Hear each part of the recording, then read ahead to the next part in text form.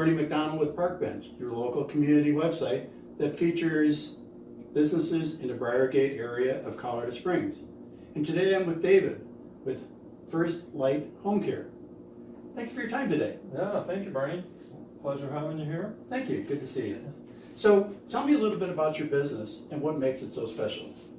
Well, so Firstlight Home Care is a home care company.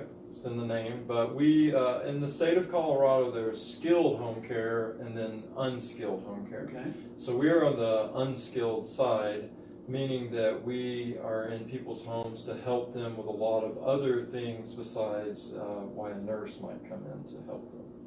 So some of those services include things like bathing and grooming, meal preparation, assisting with housework around the house, or just companion care.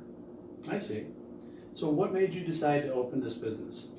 Well, there's many reasons, but predominantly my wife Kirsten and I are both ex-Air Force officers. Okay. And when we decided we were going to transition from the Air Force back into the civilian world, we both had agreed that we were going to start a business of some type. We just didn't know what it was until we started getting closer to my retirement. And along the way, Kirsten's mother had voiced an interest in starting a home care company and looking at different franchises. Okay. And she settled on Firstlight, and through our discussing it, my degree is in hospital administration. I see. So I have a little bit of medical background with the Air Force, my degree. And so it just seemed like a really good fit that with Kirsten, she has an MBA, wanted to be starting a business, running her own business. Mm-hmm. And with my background in medical administration, and then with my mother-in-law talking about starting a franchise, we just all got together, and now in the state of Colorado, not just here in the local Colorado Springs area, but her mother owns a Firstlight in Grand Junction and Montrose. Oh, okay. Yeah, so it's a family enterprise, if you will. I see. Okay. So what's something that most people don't know about your business? Well, I think there's a lot of older adults, children, I should say, older, like the children of people who need our services. A lot of times they don't realize that their parents do need some assistance in the home until it's too late. Mm-hmm. So, and with us being in the home, assisting with some of those other chores and menial tasks around the house, it helps elderly people stay in their home, their environment that they're comfortable in, longer, and hopefully without having like a bad fall or something. Nice. Until then it's too late and they go into the hospital and their conditions have changed. So our goal is to try to keep people in their home where they're happy and not till it's too late. Mm-hmm. A little bit of preventive maintenance, if you will. That's nice. Yeah. Well, what would you say that your customers love most about your business? I think probably the biggest feedback we get is, and it's not just it's Firstlight as an entire franchise across the United States. It's kind of their culture, their philosophy, and it's something that we've tried very hard to implement ourselves, and that's really like my wife Kirsten's involvement with our clients and our caregivers. Mm-hmm. And even though we're in our 4th year now, or going into our 5th year, Kirsten is still heavily involved with the clients and the caregivers' personal, lives, and on the phone with them all the time. So she's fully engaged all the time. I think that makes a difference when you're working with a company and you can always call one of the owners and voice your concerns. Mm-hmm. Or even give feedback that's positive. So these this particular caregiver is doing a fantastic job. So it lets us recognize them publicly.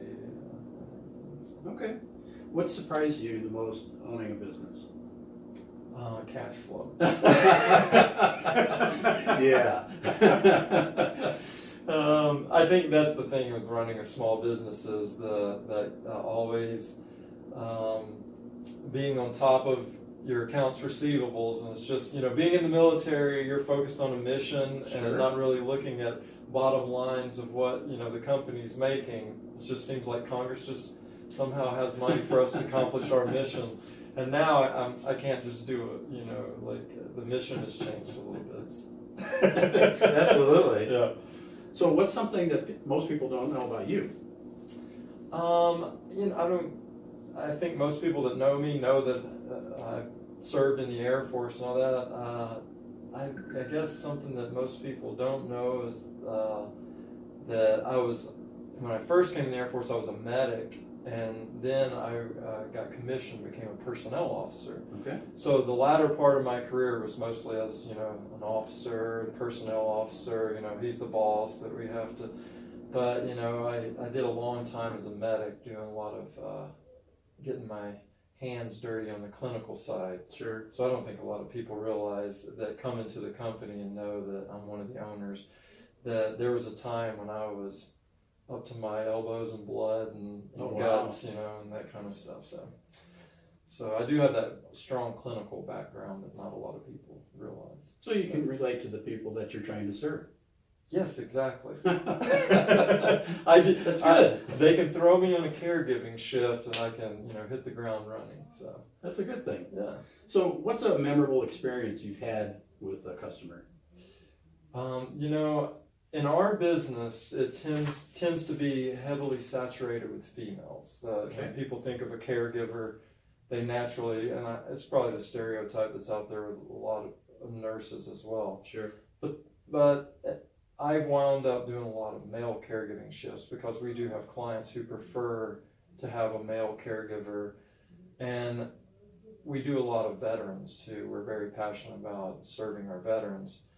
And so I'll tell you this one that sticks out is I had a client that was almost 100 years old. Oh, wow.